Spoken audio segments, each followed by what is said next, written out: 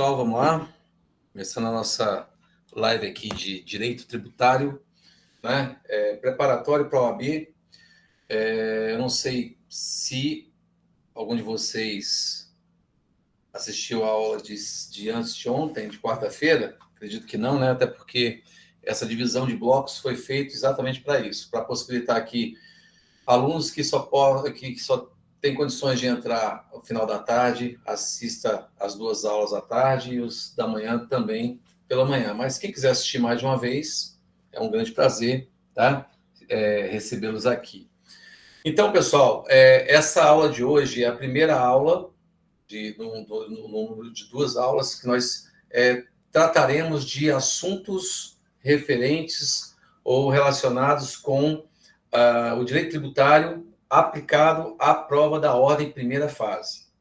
Evidentemente que eu não tenho nenhuma pretensão de fechar todo o conteúdo em 2 horas de aula, até porque se você verificar aqui no curso, na graduação, nós utilizamos mais ou menos uns 22, 23 encontros para poder fechar todo o conteúdo de tributário 1 e 2. É difícil você trabalhar tudo isso em 2 horas, mas pelo menos eu identifiquei aqui alguns pontos, algum conteúdo que é o mais cobrado na prova da ordem primeira fase. Segunda fase também, porque na segunda fase você tem as peças, mas você tem as questões abertas que talvez você consiga resolver com alguma coisa que você vai ter com conhecimento de direito material que você tem nos nossos encontros regulares e desses 4 encontros que nós teremos para discutir e debater a questão que envolve tributos à luz da Constituição Federal e do CTN. Então, iniciando, pessoal, sempre eu gosto de falar sobre fontes, né? E quando se fala de fonte, é importante, professor, essa parte de fonte para efeitos de prova da ordem? Sim, pessoal. Por quê?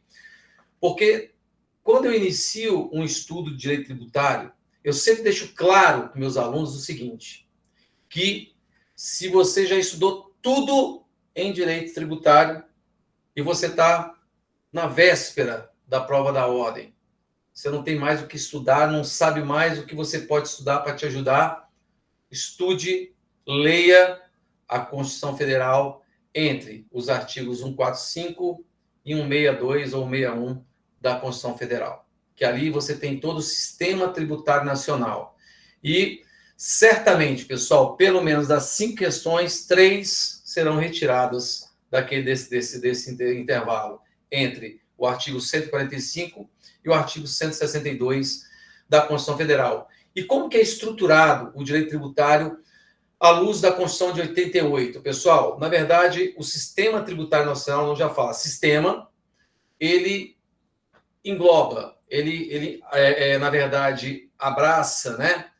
Estabelece regras para 3 grandes grupos relativos a direito tributário. Primeiro, ele trata das competências tributárias. Em segundo lugar, ele vai tratar sobre as limitações ao exercício dessa competência tributária. E, por último, pessoal, ele trata das repartições de receitas tributárias. Quando você tem aí hoje uma discussão muito grande sobre a reforma tributária, que já é uma realidade, tendo visto a emenda constitucional 132 de 2023, e agora estão tentando regulamentar, criar as leis complementares para regulamentar essa questão que envolve a unificação de tributos, entre outras situações, ela está mexendo exatamente nesse núcleo aí, do sistema tributário nacional, estabelecendo novas regras, novas competências em relação a quê? Aos impostos, as taxas, algumas contribuições, né? E, eventualmente, empréstimos compulsórios e contribuições especiais. Mas veja, pessoal, sempre que você for estudar direito tributário, primeiro você vai estudar à luz da Constituição Federal. Mas você tem leis específicas, leis gerais, que também tratam de tributos no Brasil. E a primeira dica que eu dou é que toda matéria geral de direito tributário será tratada, estará sob reserva de lei complementar federal. Significa que a maior lei que nós temos que trata de forma geral de tributos é o Código Tributário Nacional, que, mais uma vez, foi criado em 1966. Desde 66 é o que nós temos de regra geral de tributos no Brasil. Ela foi recepcionada, essa lei foi recepcionada pela Constituição de 88 como lei complementar. Por quê? Porque a Constituição Federal de 88 diz o seguinte: dispõe que toda matéria geral de tributos e finanças públicas no Brasil estará sob reserva de lei complementar. Se a lei geral que nós tínhamos e temos até hoje é o Código Tributário Nacional, esse Código Tributário Nacional ele foi recepcionado, não foi criado, mas foi recepcionado como lei complementar federal. Meus amigos, então, definindo essa questão das fontes, né, a principal fonte, Constituição Federal, tem as leis infraconstitucionais que também trabalham com o direito tributário, tem lei que trabalha com o ISS, leis federais complementares que trabalham com o IS, com o ICMS, tem outras federais que trabalham com, regulamentam, regularizam a questão referente ao imposto de renda, ITR, IPI, imposto de importação, imposto de exportação. Você sabe que, então, que se tem todo esse arcabouço jurídico, esse arcabouço constitucional que trata de direito constitucional, de direito tributário, significa dizer que não é errado você, às vésperas da prova da ordem, ler do artigo 145 até o artigo 162. Eu botei 161 aí, pessoal, mas é 162, tá? E dentre essas fontes, a principal, lógico, além da Constituição Federal, é o CTN, o Código Tributário Nacional, que é antigo, merece reforma, mas ainda não foi reformado, mas foi modificado substancialmente durante a nossa história.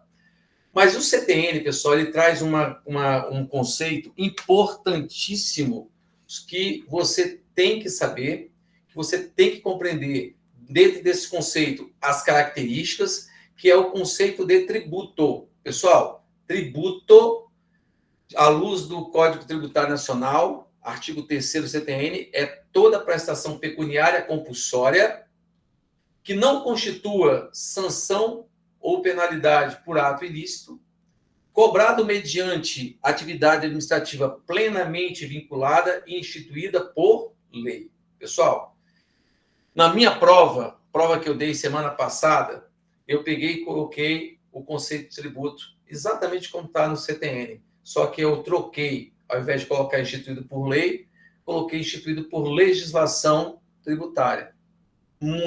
Alguns alunos, tá? Não muitos, mas alguns alunos caíram nessa pegadinha, que é uma pegadinha da OAB.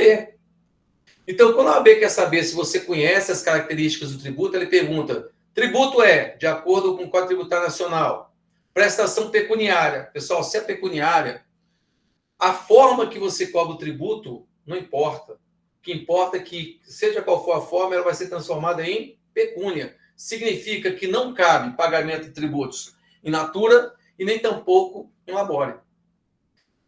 É compulsório. E por que é compulsório? Porque é instituída por lei, pessoal. Se eu tiro essa compulsoriedade da cobrança do tributo, paga quem quiser.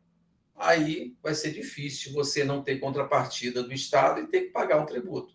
Então, estabeleceu-se que o tributo, enquanto gênero, ele é o quê? É uma prestação pecuniária compulsória, obrigatória, instituída por lei. Pessoal, a instituição do tributo será sempre por lei. Em regra, lei ordinária.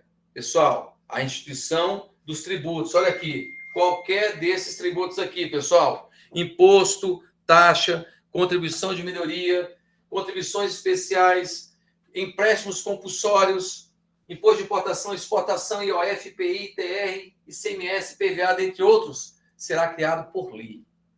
Regra, lei ordinária. Exceções.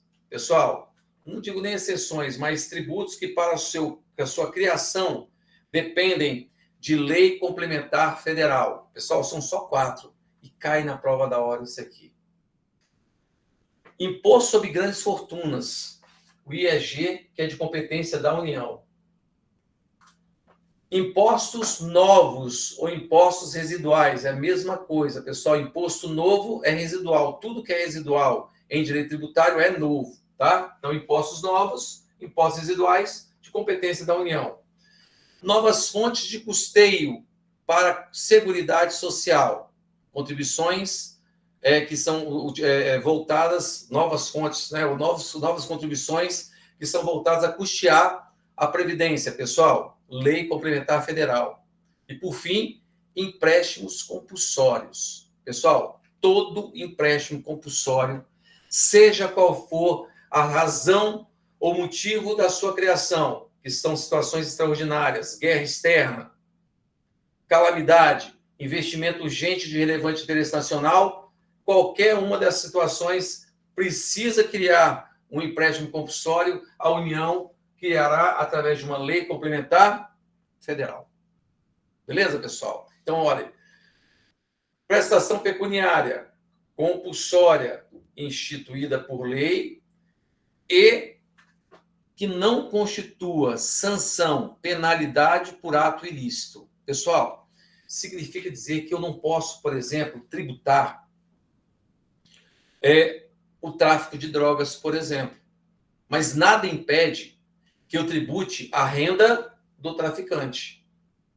Significa que multa não é espécie tributária, pessoal.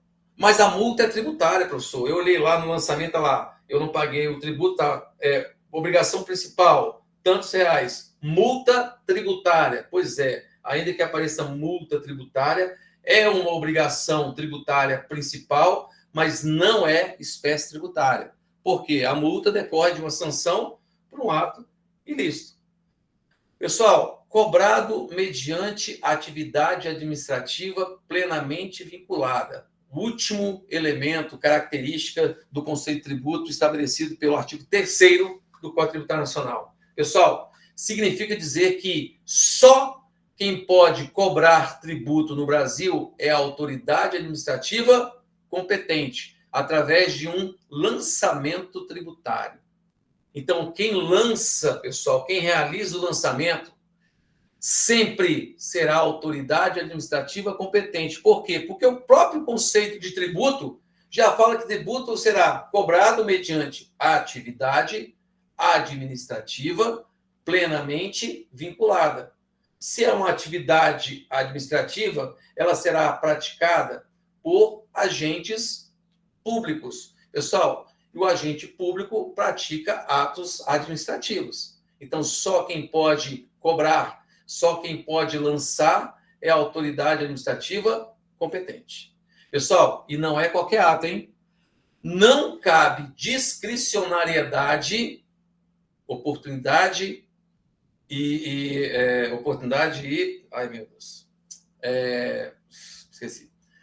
Não cabe, enfim, discricionariedade quando se fala de cobrança de tributos.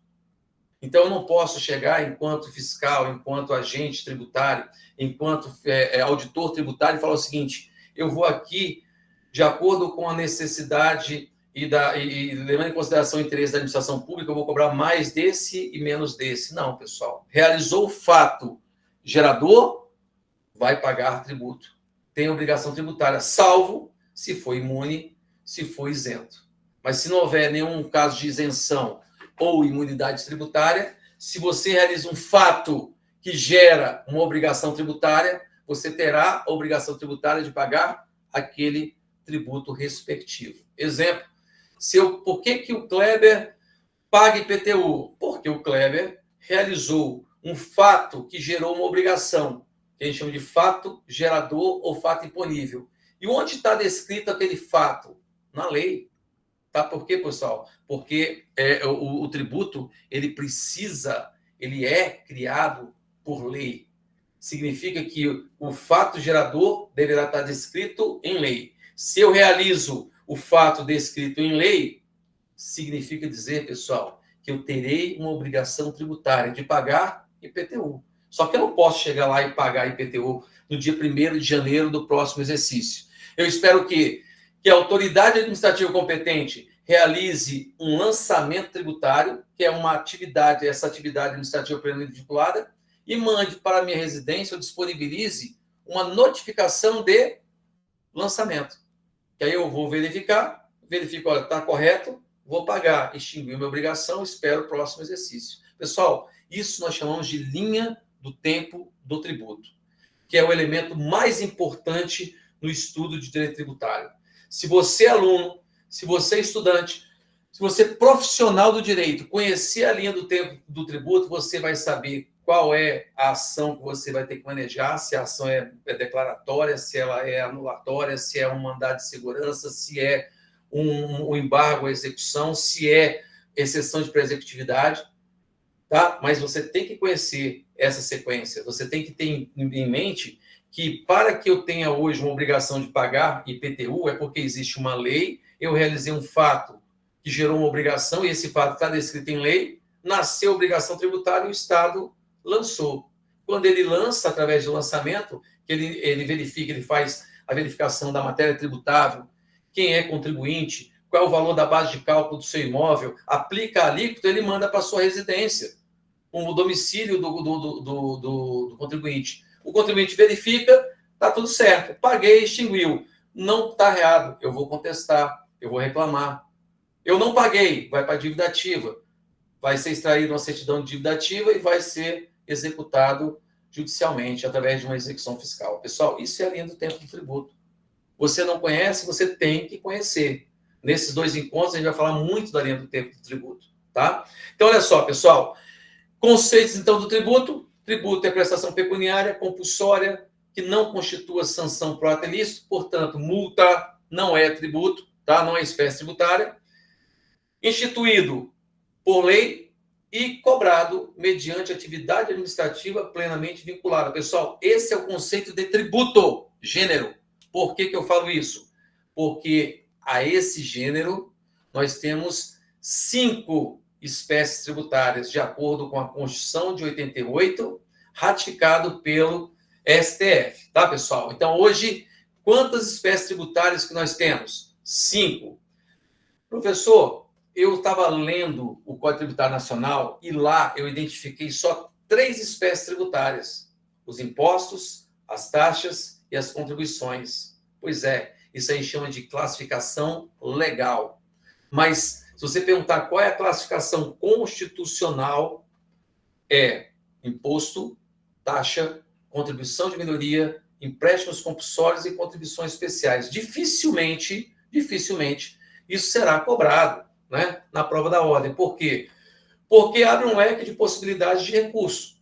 Mas numa prova de segunda fase, o examinador pode verificar, pode querer saber o seguinte: será que esse cara sabe que existe uma classificação legal, uma classificação constitucional, e que a legal são só 3 espécies tributárias: impostos, taxas e contribuições, enquanto a constitucional são 5: impostos, taxas, contribuição de melhoria, empréstimos compulsórios e contribuições especiais. Pessoal, essas espécies tributárias são importantes por quê? Porque cada espécie tributária tem uma característica, seja de ser vinculada ou não vinculada, de ser sinalagmático ou contraprestacional ou não, de ter natureza restituível ou finalística, isso aí a gente vai falar hoje, tá?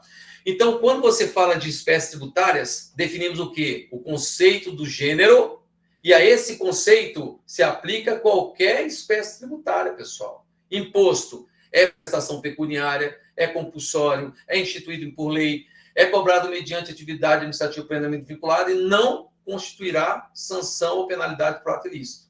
Taxa é prestação pecuniária, é compulsória, é instituído por lei, será cobrado mediante atividade administrativa plenamente vinculada e não constituirá o quê? Sanção ou penalidade por ato ilícito. Empréstimo compulsório, a mesma coisa. Por quê, pessoal? Esse é o conceito do gênero. As espécies, você aplica esse conceito. E aí você vai identificar as características, as particularidades, os fatos geradores típicos de cada espécie tributária.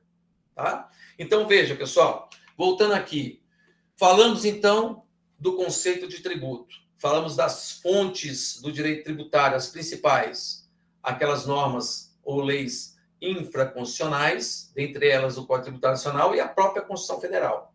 Depois pegamos lá o Código Tributário Nacional e dissecamos o artigo 3º do Código Tributário Nacional, que trata da figura do tributo, enquanto gênero.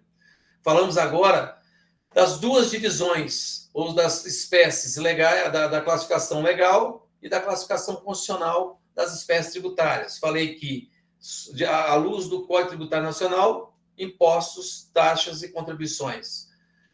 Constituição Federal de 88, impostos, taxas, contribuições de melhoria, empréstimos compulsórios no caso de guerra, calamidade ou investimento urgente, e contribuições especiais de natureza social, interventiva ou parafiscal. Pessoal, esse primeiro momento, ele é muito importante. Mas eu vou falar agora sobre um elemento que é o mais importante do direito tributário. E, pasmem, toda prova da ordem cai pelo menos 3 ou até 4 questões que envolvem diretamente essa figura da competência tributária. Última prova, agora 3 semanas atrás, 3 questões trataram de competência e capacidade tributária ativa. Tá? As outras 2 foi sobre administração tributária e crédito tributário. Tá? Então, pessoal, veja só.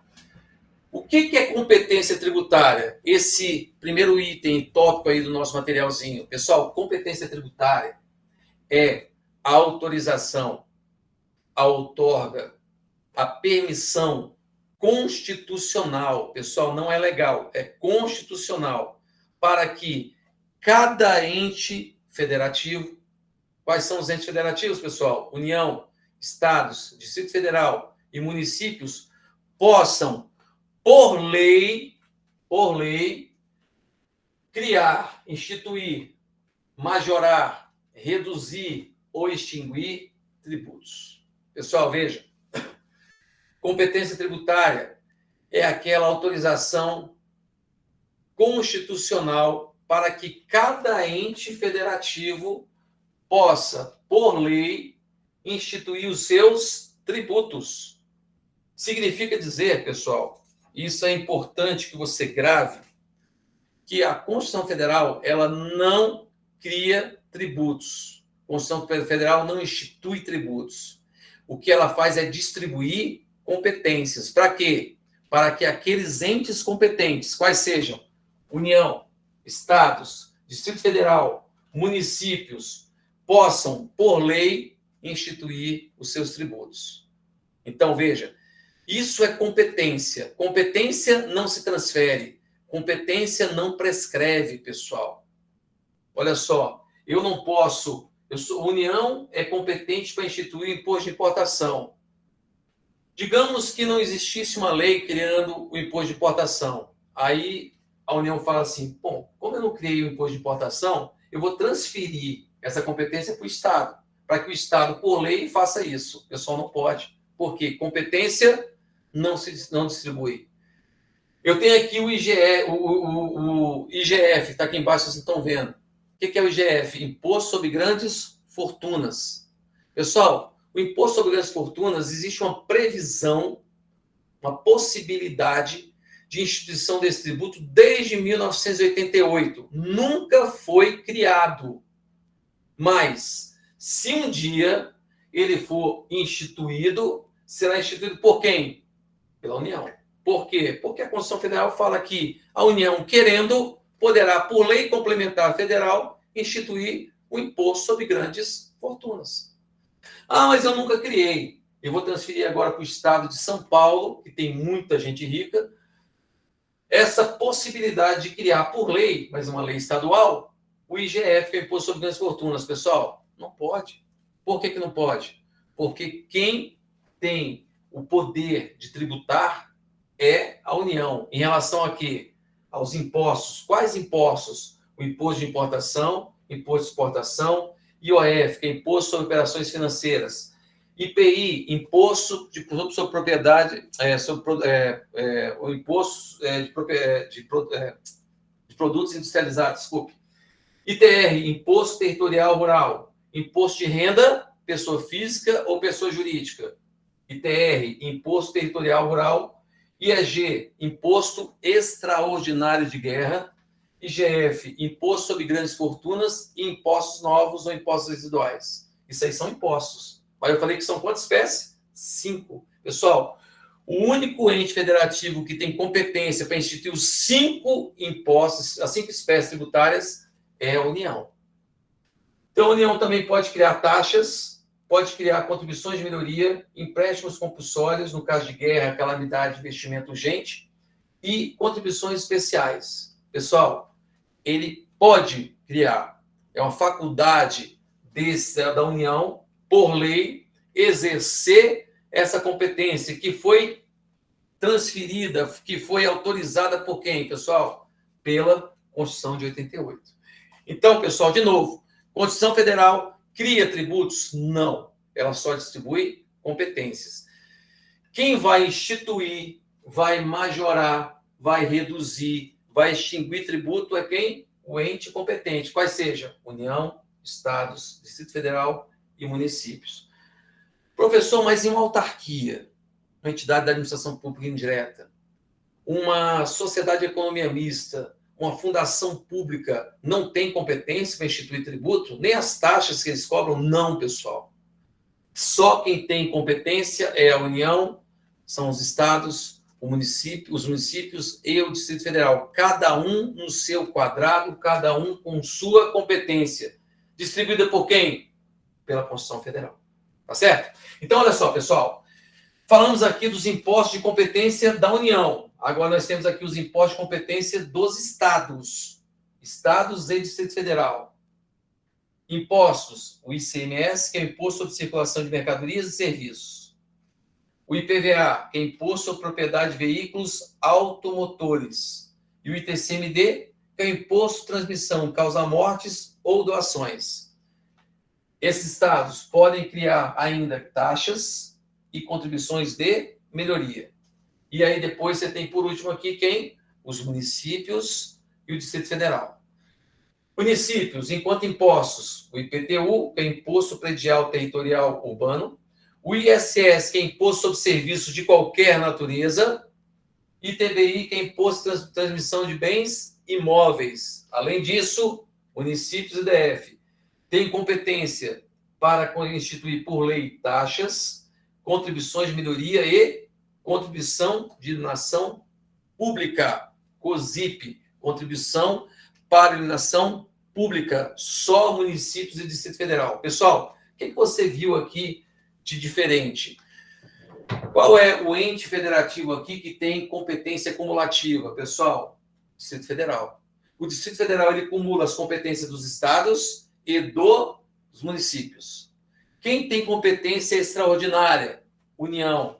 Para instituir quais tributos? O Imposto Extraordinário de Guerra. E o que mais, pessoal? E os empréstimos compulsórios de guerra. Pessoal, note, quando você fala de imposto extraordinário de guerra, significa que existe uma guerra externa declarada ou iminente. Quando eu falo de empréstimo compulsório de guerra, significa que eu tenho uma guerra externa declarada ou iminente. Significa que se for uma guerra civil, não pode, pessoal, porque o elemento motivador é guerra externa, tá? Seja ela declarada ou estando na iminência de ocorrer. Pessoal, quem tem competência, então, no extraordinária? A União. Quem tem competência cumulativa? O Distrito Federal. Professor, esse quadro de competência aqui é muito grande, professor. Eu não vou decorar nunca.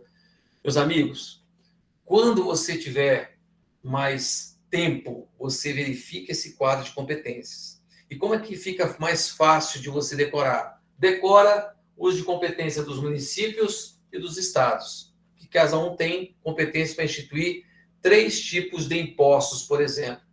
Enquanto a União tem competência para criar 9 tipos de impostos. Então, quais são? Eu vou pegar aqui municípios, IPTU, ISS e ITBI. Estados, ICMS, IPVA e ITCMD. E o que restar é federal, pessoal, é da União. Tá? Mas só quem tem competência para instituir todos todas as espécies tributárias é a União. Veja, que estados não podem criar empréstimos compulsórios, não podem criar contribuições especiais. Municípios não podem criar contribuições especiais e nem tampouco empréstimos compulsórios. Só quem pode é a União. Pessoal, isso a gente chama de competência tributária, mas nós temos um outro instituto que caiu na última prova da ordem, que foi o Instituto da Capacidade Tributária Ativa. Pessoal, eu dou aula desde 2010 no IESB. Desculpe, desde 2011. Sempre dei aula de direito tributário, consumidor, empresarial, econômico, financeiro, administrativo. São minhas áreas de concentração ali. Mas toda vez que eu estudo direito, que eu dou direito tributário, eu falo com o meu aluno o seguinte: no primeiro encontro, você vai saber o que é competência e capacidade. No último encontro de tributário 2, você vai ter, naquela aula, o conceito de competência e capacidade tributária ativa. Por quê, professor? Eu já cansei de ouvir isso aí. Não interessa. Você cansou e vai cansar mais ainda, porque eu vou falar, se eu tiver 20 vezes aqui, 30 vezes, nas 30 entradas, eu falo da diferença da competência tributária ativa, da competência tributária e da capacidade tributária ativa. Pessoal, o que é competência? Competência é a autorização constitucional para que o ente federativo, qual ente? União, estados, Distrito Federal e municípios possam, por lei, instituir os seus tributos.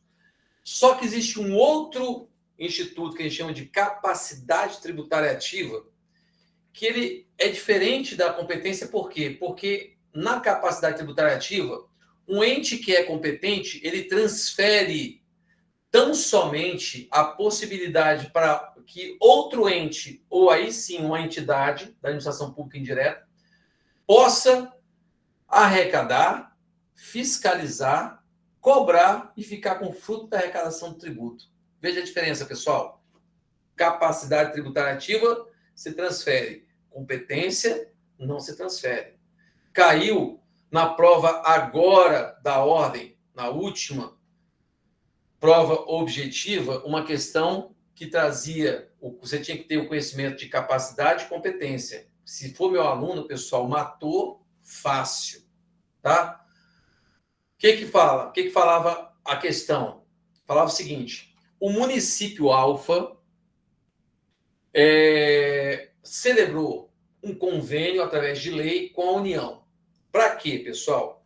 Para cobrar, arrecadar, fiscalizar e ficar com 100% da cobrança de ITR. O que é o ITR? Imposto Territorial Rural, que é aquele que você paga quando você tem uma gleba rural, uma fazenda, um sítio, tá?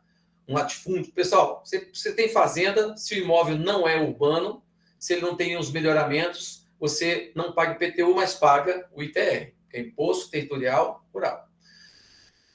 Então, o município onde estiver localizado aquela gleba, aquela fazenda, ele pode, pessoal, é uma faculdade, celebrar um convênio com a União. Para quê?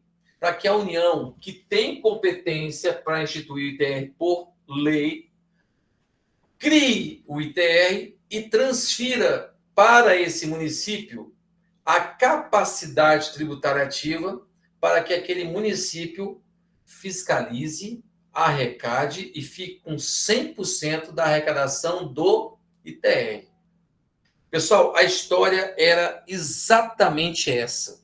Exatamente essa. E aí, nas alternativas, tinha assim, que por se tratar de competência tributária, esta não se transfere. Então, estaria errado. Pessoal, o que está sendo transferido não é competência tributária, é a capacidade tributária ativa. Que, por se tratar de que a União, por ser competente para instituir o ITR, poderá transferir a possibilidade do outro ente federativo, no caso do município onde estiver localizado a gleba, fiscalizar, arrecadar e ficar com fruto da arrecadação, constituindo, portanto, do Instituto da Capacidade Tributária Ativa. Pessoal, é isso aí. Sabe quantas vezes que eu falei isso nas minhas aulas presenciais? Pessoal, todas as aulas. Todas as aulas. Caiu a questão que parecia que eu estava ali fazendo aquela questão. Confesso que eu nem sabia, né? Mas que iria cair aquela questão. Mas, pessoal, pela pesquisa que os professores de tributário realizam para verificar, para tentar adivinhar quais são as questões, não tem muita dificuldade de saber que vai cair das 5, pelo menos 3 relativas à competência tributária, capacidade tributária ativa e limitações ao poder tributário do Estado. Tá certo? Então, pessoal, compreenderam essa diferença de competência e capacidade tributária ativa? Pessoal, muito importante que vocês diferenciem esses dois institutos. Competência é essa autorização constitucional. Capacidade tributária ativa é o quê? Essa, na verdade, a possibilidade daquele que é competente transferir a capacidade para arrecadar, fiscalizar, cobrar e ficar com fruto da arrecadação daquele tributo que é da competência do ente federativo.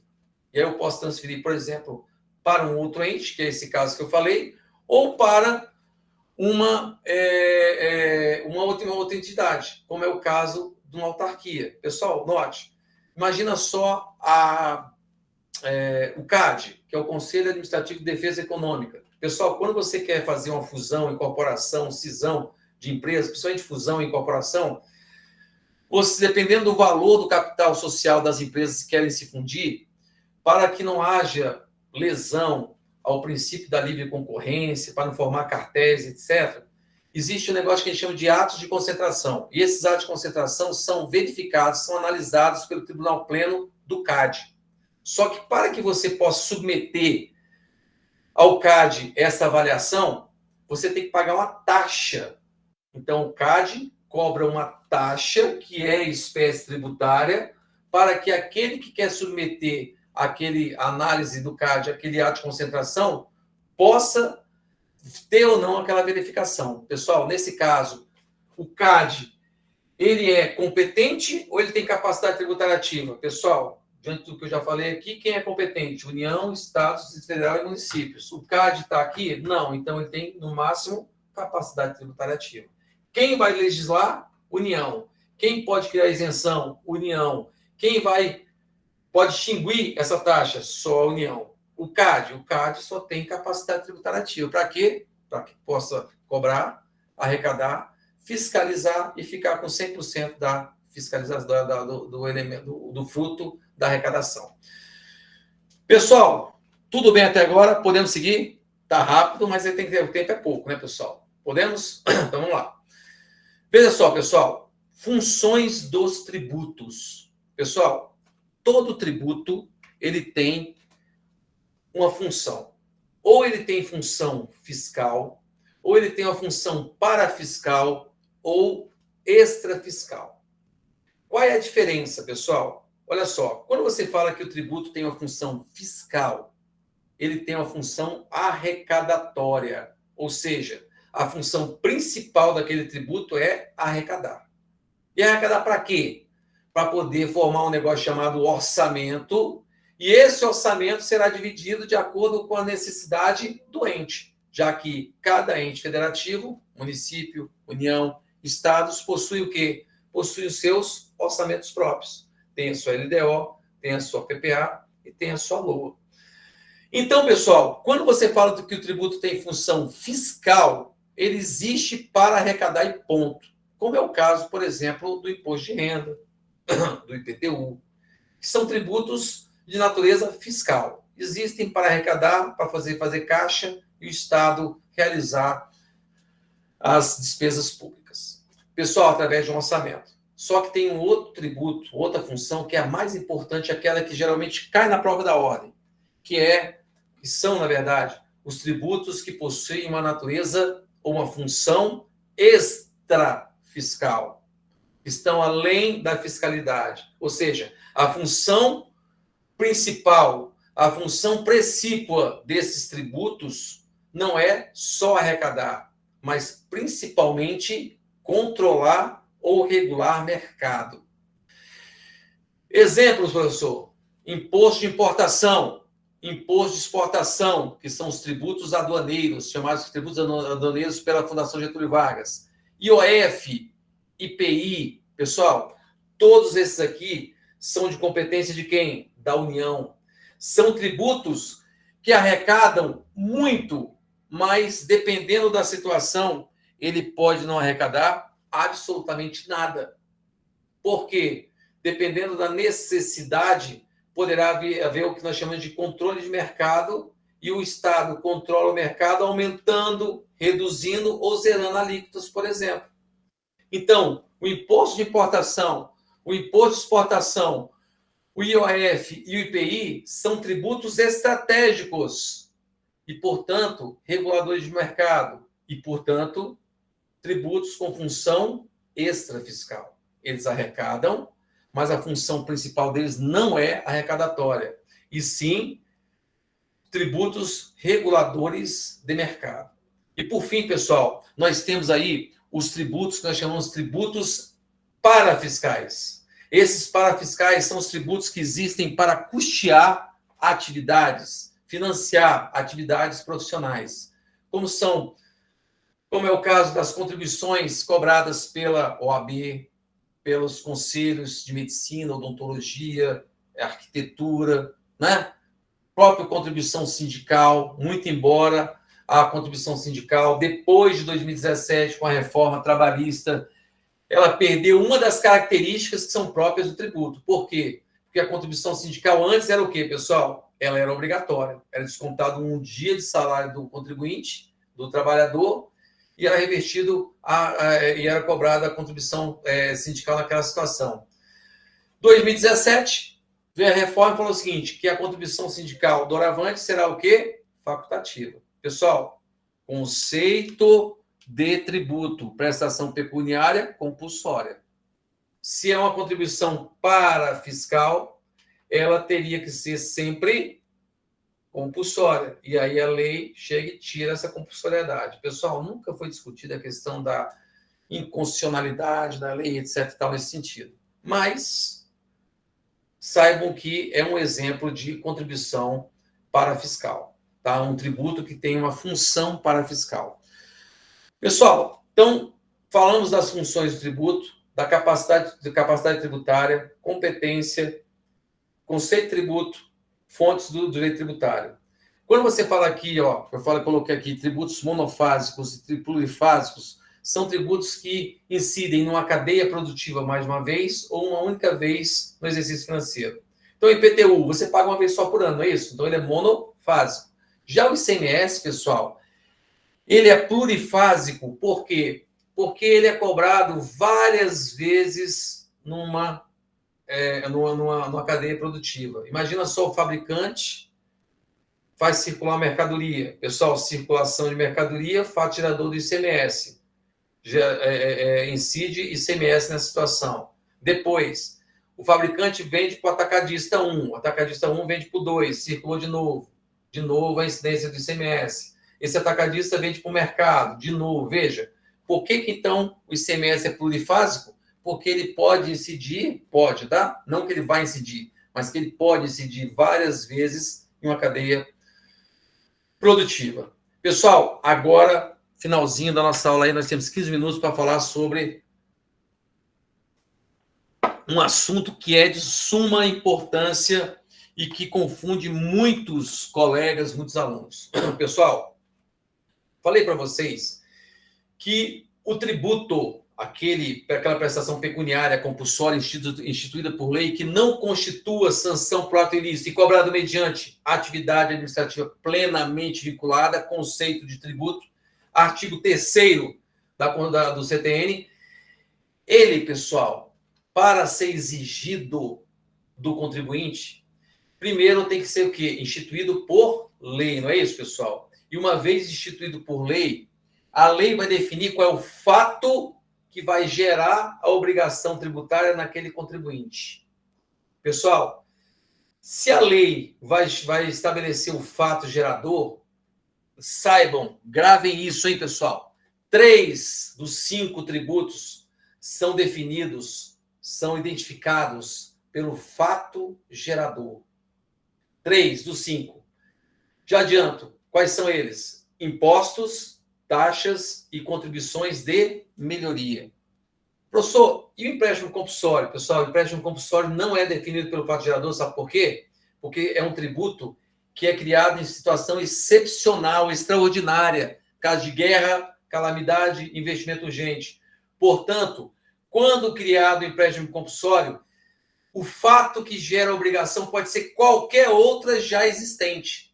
Significa que numa situação de guerra declarada, por exemplo, a União poderá, por lei complementar federal, criar o empréstimo compulsório de guerra, utilizando o fato gerador do ITBI, por exemplo. Ou seja, toda vez que houver uma transferência, uma transmissão de bens imóveis, o cidadão pagará ITBI e pagará imposto, o empréstimo compulsório. Isso a gente chama de bitributação, que em regra, pessoal, é vedado pelo Código Tributário Nacional. Porém, no caso de contribuições especiais e empréstimos compulsórios, são duas espécies tributárias que são vocacionadas à bitributação. Professor, então somos só 3. Os impostos, as taxas e as contribuições de melhoria. Exatamente, pessoal. Essas três espécies tributárias são espécies tributárias que são definidos pelo seu fato gerador. E vamos lá, pessoal. Quando você fala de impostos, pessoal, os impostos são, na verdade, tributos desvinculados, não vinculados, sem causa, unilaterais. Pessoal, tudo que eu falei aqui são sinônimos retirados da prova da ordem. Imposto é um tributo que é chamado tributo não vinculado, desvinculado, sem causa ou unilateral. Pessoal, e qual é o fato gerador do imposto, pessoal? O fato gerador do imposto está ligado ao patrimônio que o contribuinte apresenta, ao serviço que o contribuinte realiza. Veja, não é um serviço realizado para o contribuinte, mas é um serviço realizado pelo contribuinte. Quando você presta um serviço, você não paga ISS, então você está recolhendo ISS para um serviço prestado.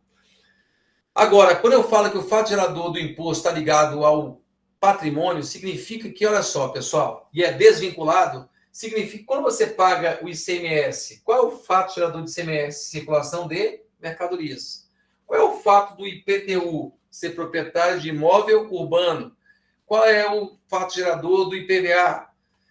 Eu só pago IPVA porque eu sou proprietário de um veículo. Veja, tudo está ligado ao meu patrimônio. E por que é desvinculado? Professor, não entenda isso, professor.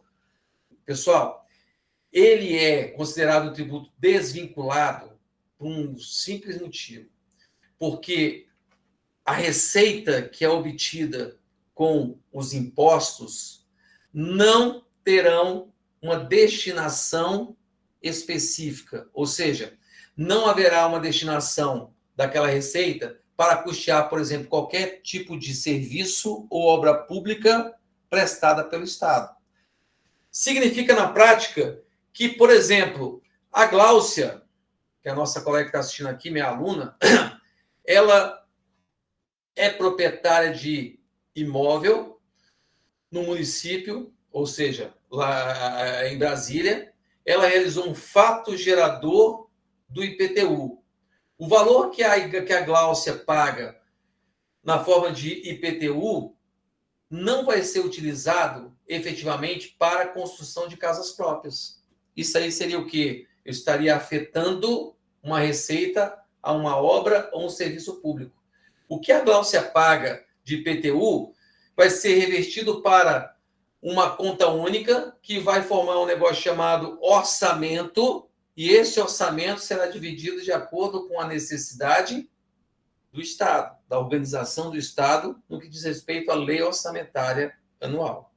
Então, pessoal, qualquer imposto, ele é o quê, pessoal? Ele é não vinculado, ele não terá uma vinculação específica, ele não pode ter sua receita afetada a um serviço público específico, divisível ou mesmo a obra pública.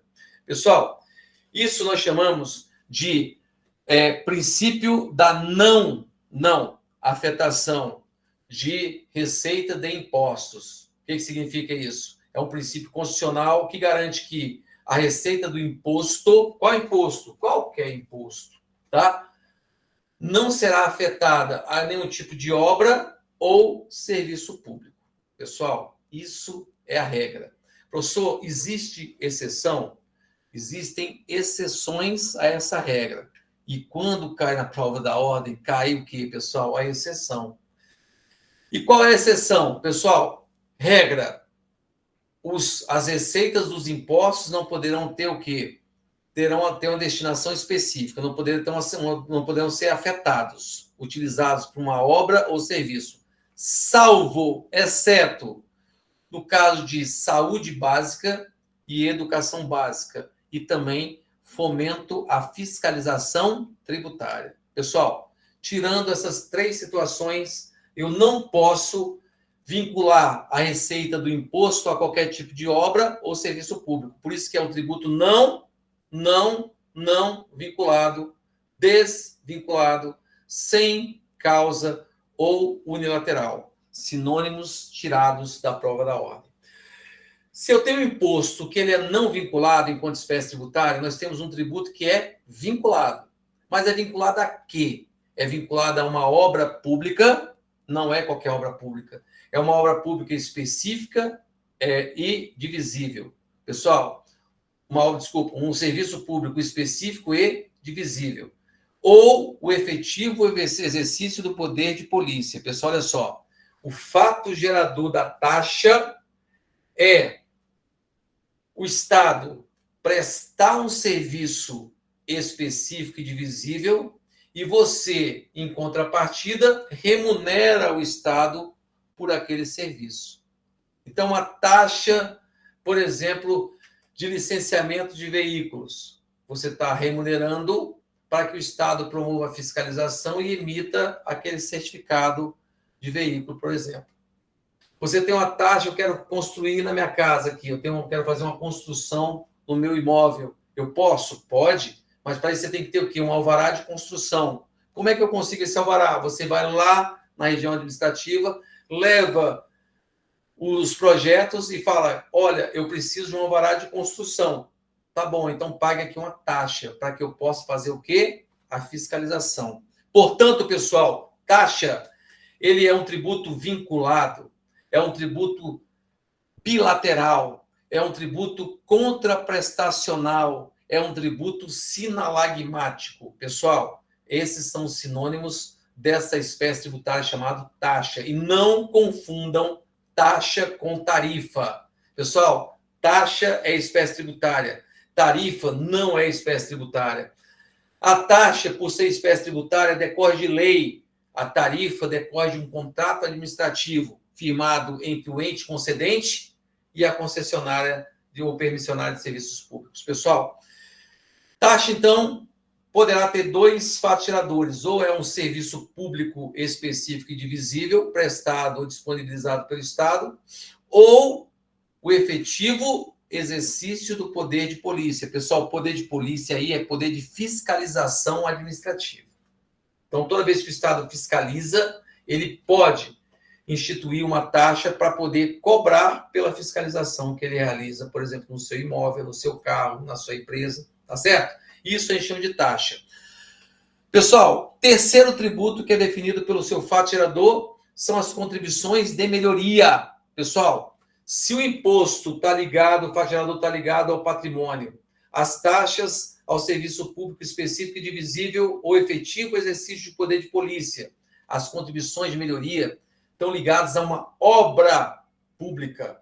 Pessoal, o fato gerador da contribuição de melhoria, também chamado de tributo democrático, ele está ligado a uma obra pública realizada pelo Estado. Quando eu falo Estado, União, Estados-membros, Distrito Federal, municípios. Só que não basta a obra, pessoal. Tem que ter a obra pública, tem que ter sido realizada, finalizada, e após a sua finalização, verifica-se o quê? Se houve efetiva valorização do imóvel do contribuinte. Então, você tem todos esses fatores que devem ocorrer para que o Estado possa exigir essa obrigação tributária na forma de contribuição de melhoria. Qual seja, obra pública, finalização e valorização efetiva do imóvel do contribuinte. Professor, mas por que ninguém paga aqui em Brasília, já que tem a ponte JK, tem o túnel Repelé, tem os viadutos? Porque não existe o quê, pessoal? Lei. Pessoal, linha do tempo de tributo. Eu só tenho obrigação tributária aqui se eu realizar um fato que gera essa obrigação. E onde está descrito esse fato? Na lei.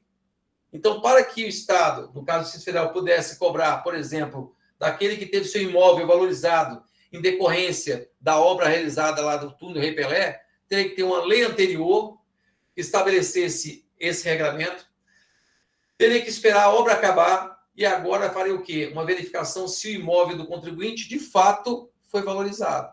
Porque se não valorizou, não pode cobrar. Então, pessoal, é um tributo democrático que não é cobrado pelo Distrito Federal e nenhum outro tipo de município no Brasil, ou mesmo pela União. Porém, em prova da ordem, segunda fase é figurinha marcada, exatamente por essas características, essas particularidades que envolvem a contribuição de melhoria. Pessoal, sobrou então 2 tributos que a gente vai terminar agora. Empréstimos compulsórios. Pessoal, empréstimos compulsórios são tributos de competência da União, só podem ser instituídos em 3 situações: guerra externa, iminente ou eclodida, ou seja, declarada, calamidade, e aí tem que ser calamidade, pessoal, tem que ser tipo Covid, não pode ser uma situação pontual que ocorreu lá em Petrópolis, tem que ser uma situação que afete todo o território nacional. Então, no caso da Covid, poderia ser criado, instituído empréstimo compulsório? Claro que sim. E por que não foi? Porque não tinha vontade política, ou ainda que tivesse vontade política, não tinha apoio para poder aprovar esse tipo de contribuição de empréstimo naquele momento. Pessoal, mas olha só, seja no caso de calamidade, investimento urgente, ou mesmo no caso de guerra externa, só pode ser instituído por lei complementar federal. Primeiro ponto. Segundo, pessoal, a natureza é restituível. O nome já fala empréstimo. Sem empréstimo, você empresta de forma compulsória, obrigatória, para a União. E aquela lei que criar o tributo, ela vai estabelecer o quê, pessoal? Vai estabelecer qual vai ser a regra de devolução daquele tributo, porque é empréstimo. Então, a natureza do empréstimo compulsório é o seu caráter restituível. Por isso, pessoal, que você não pode falar o seguinte, que o fato gerador do empréstimo compulsório é a guerra. Não é a guerra. O fato gerador é a calamidade. Não é a calamidade. Isso aí são as situações que justificam a criação.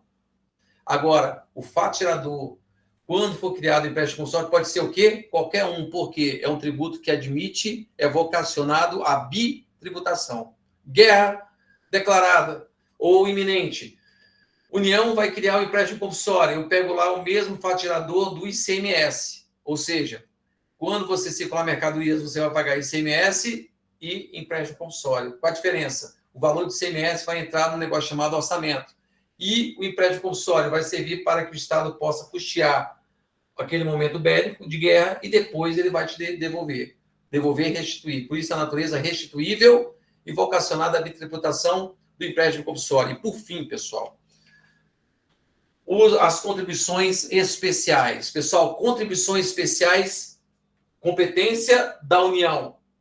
Contribuição especial pode ter natureza social, exemplo, contribuição previdenciária, pode ter natureza interventiva, exemplo, CID, combustíveis, e pode ter também uma natureza parafiscal, contribuição para o CRM, CRO, OAB, etc. E qual é a característica das contribuições de melhoria, das contribuições especiais? Pessoal, contribuição especial, a exemplo dos empréstimos compulsórios, são tributos vocacionados à bitributação. Ou seja, quando é criado um empréstimo, uma contribuição especial, seja de natureza social, interventiva ou parafiscal, poderá ter o mesmo fato gerador de um outro tributo já existente. Por quê? Porque é exceção à regra. A regra é que não pode bitributar ou não pode existir o que nós chamamos de bis in idem. Mas no caso de empréstimo compulsório e contribuições especiais, admite-se o quê? A bitributação. E qual é a natureza das contribuições especiais? Pessoal, imposto, fato gerador, patrimônio. Taxa, fato gerador, serviço público ou efetivo exercício de poder de polícia. Contribuições de melhoria, fato gerador, obra pública realizada desde que gere efetiva valorização do imóvel do contribuinte. Empréstimos compulsórios, fato gerador, qualquer um, porque admite bitributação, mas sua natureza é restituível. Você paga e depois você recebe. E as contribuições especiais? Natureza, pessoal, finalística, ou seja, toda vez que é criado, instituído por lei, uma contribuição especial, seja de natureza social, interventiva ou parafiscal, aquele valor, a sua arrecadação terá uma finalidade específica. Ele então tem uma natureza finalística. Pessoal, isso que eu coloquei aqui em 15 minutos é o que sempre cai na prova da ordem quando pergunta sobre fatos geradores, bitributação, bis in idem das espécies tributárias, quais sejam impostos, taxas, contribuições de melhoria, empréstimos compulsórios e contribuições especiais. Esses três aqui, definidos pelo seu fato gerador: imposto, patrimônio, taxa, serviço, contribuição, obra, empréstimo compulsório, natureza restituível, vocacionado à bitributação. Em que situações podem ser criados? Guerra, calamidade, investimento urgente. Contribuições especiais, tributos vocacionados à bitributação, natureza finalística, pode ser criado com a finalidade social, interventiva ou parafiscal. Meus amigos, terminamos aqui a nossa primeira parte da aula, né? A aula vai continuar na próxima sexta-feira, e aí a gente vai trabalhar e seguir, ó, pessoal, limitações constitucionais ao poder tributário do Estado, que são os princípios das imunidades. Vamos falar sobre obrigações tributárias e administração e crédito tributário, na verdade. Agradeço a todos aí pela presença, né?